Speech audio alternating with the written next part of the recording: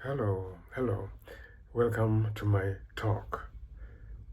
My name is Joseph Mbele. I have this YouTube channel, and those of you who follow me will know I deal with all kinds of subjects in the field of culture, education, globalization, writing, things like that. And I don't have a special schedule. I just post recordings randomly. I've not been online for quite a few days, as you will notice if you checked my YouTube channel, but it does not mean I have been idle. I have not been idle. In fact, I've been as busy as ever, only I was not able to record myself for this channel. So I want to share with you two things I've done in the last 2-3 weeks, which are worth reporting, I would say. I'm a cultural consultant, and I look forward to being a full-time consultant beginning next year, 2026, after I finish teaching here at St. Olaf College. I've been teaching here since 1991 in the English department, and this fall 2025 is my last semester of teaching. So I have expectations, a little bit of anxiety, some feeling that my life will be very different after 50 years of teaching. I started teaching at the University of Dar es Salaam in 1976. So it will be 50 years, 50. That's a long time. But anyway, it's about time. It's about time. I feel I have to do more writing than I've been doing so far. But we will see how things go. The two things I want to share are actually meetings or presentations, if you like. The first one was on September 30th.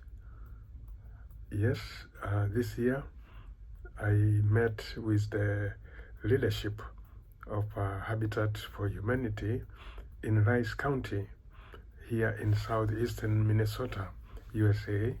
Habitat for Humanity is an organization that builds houses for people in need. A very famous non-profit organization.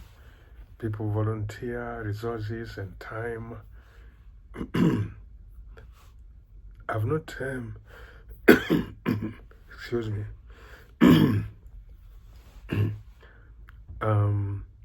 I've not studied the organization very much, but I read about it. You hear stories of it all the time, and it was very interesting. I had this meeting with the leadership, and it turns out they are interested in the work I do as a cultural consultant. So we explored the ways in which I could partner with them. I listened to the kind of challenges they face in their work. They build houses, and they have the experience of having people move into these houses. And so they were talking about challenges of having people of different backgrounds, different cultures working together on those projects. They highlighted some of the challenges, and I was listening very carefully. They talked about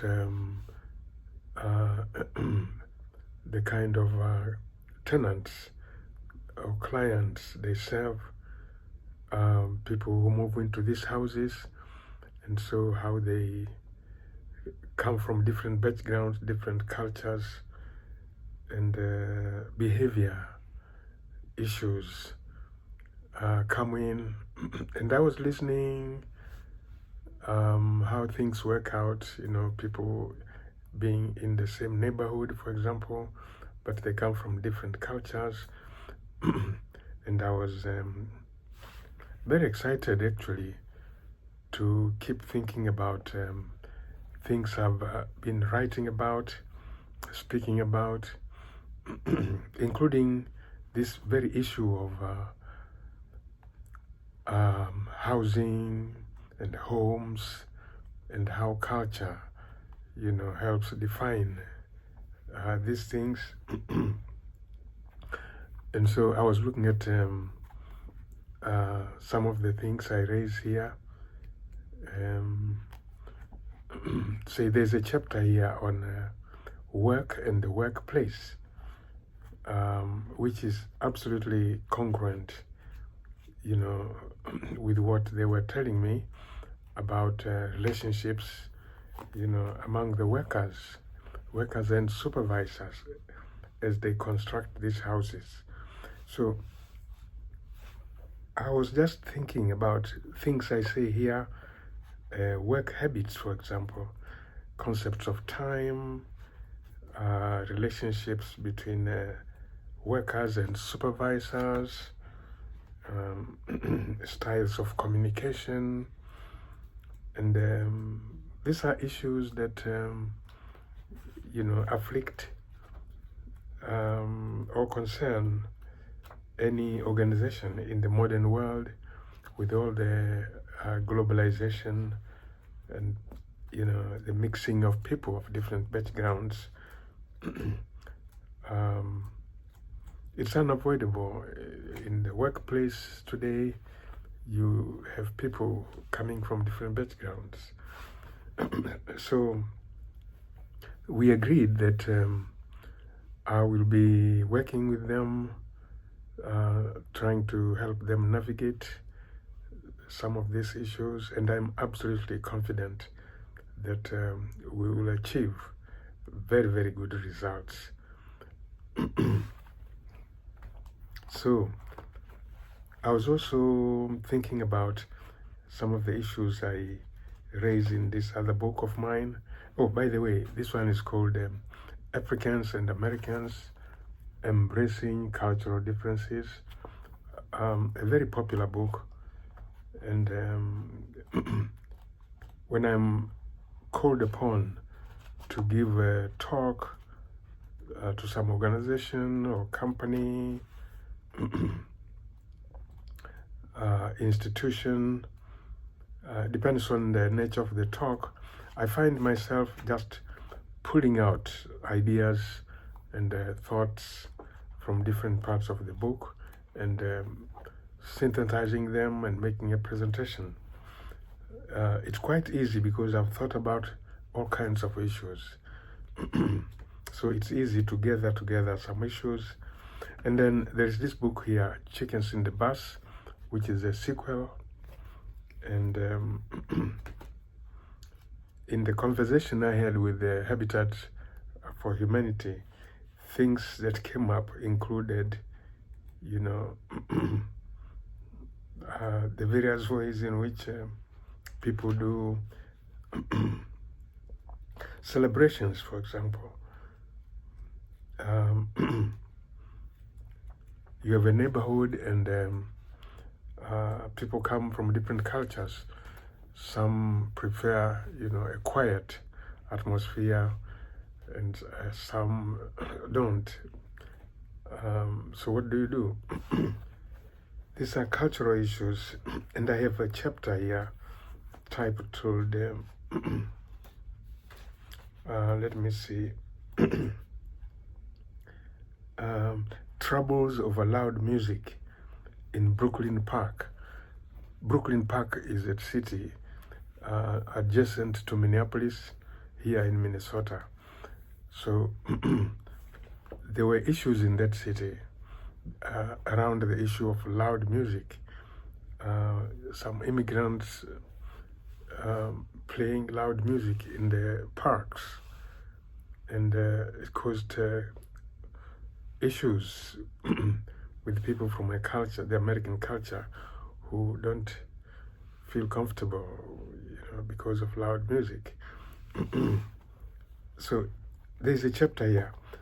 So there are many issues that I think will come out of my conversations with Habitat for Humanity, and I'm all excited about being part of the conversations.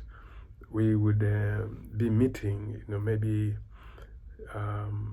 regularly or from time to time with the administrators, the workers, the homeowners, maybe separately, each group separately, or maybe together, or maybe a combination of both, separately and then together. But I look forward to a lot of learning, for them as well as for me. So that's one of the things I was interested in talking about. One of the events. The other event happened actually on the following day.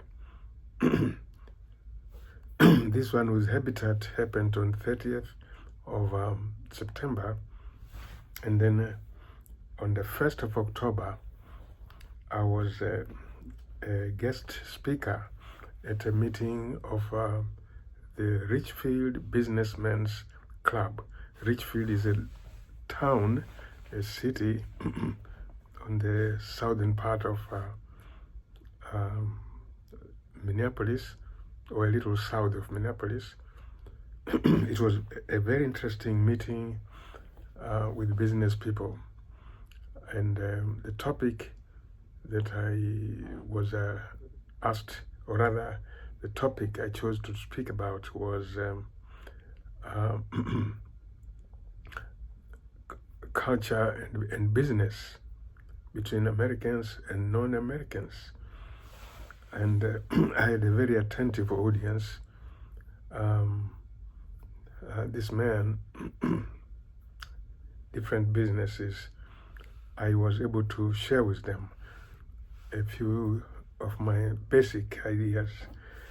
For example, the need to keep in mind that business in any culture is actually part of the culture.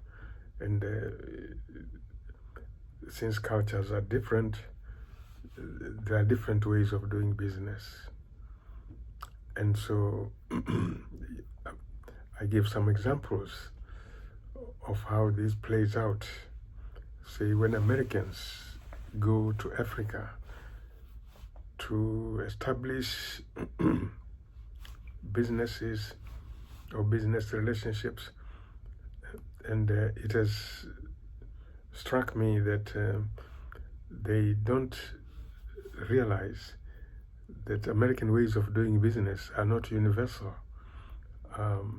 So they go to Africa with a list of requests about what needs to happen, in Africa to create a proper, conducive business environment, an environment conducive to business. So I said maybe there's a need to change this perspective. I also talked about globalization and how even in a town like Richfield, you have now people from different parts of the world with different cultures. And these are going to be, or are already, customers of your business. There could be employees. Yes, you have all these immigrants, you need to employ them, you need to collaborate with them. They might be drivers or people who deliver goods. They might be customers.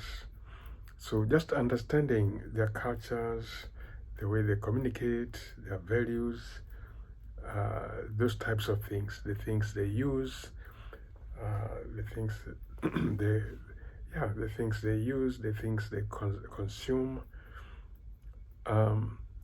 So immigrants can be actually an asset. Nowadays, there's more and more awareness of the need to invest abroad.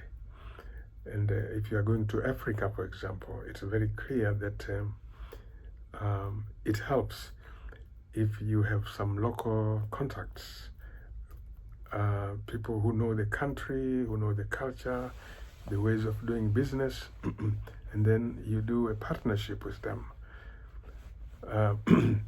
You can use the immigrants to establish these kinds of connections. Absolutely. You have people here from different countries in Africa. Some are very well connected. And if you're an American business person, you start right here, connecting with these people who are here as immigrants or even refugees. And then you build your bridge into, the reality of the African continent. So I shared these types of things. The need to think outside the box. There's a tendency in the USA for a lot of anti-immigrant propaganda from some quarters. And so I was cautioning the business people that it's helpful to learn to have new ideas, to think differently, to think outside the box. We had a great time. They were a very charming group of people, and they are, it seems to me, very interested in having me go back there to speak again. And some of them said they would like to invite me elsewhere, as well, to speak to some other groups that they know.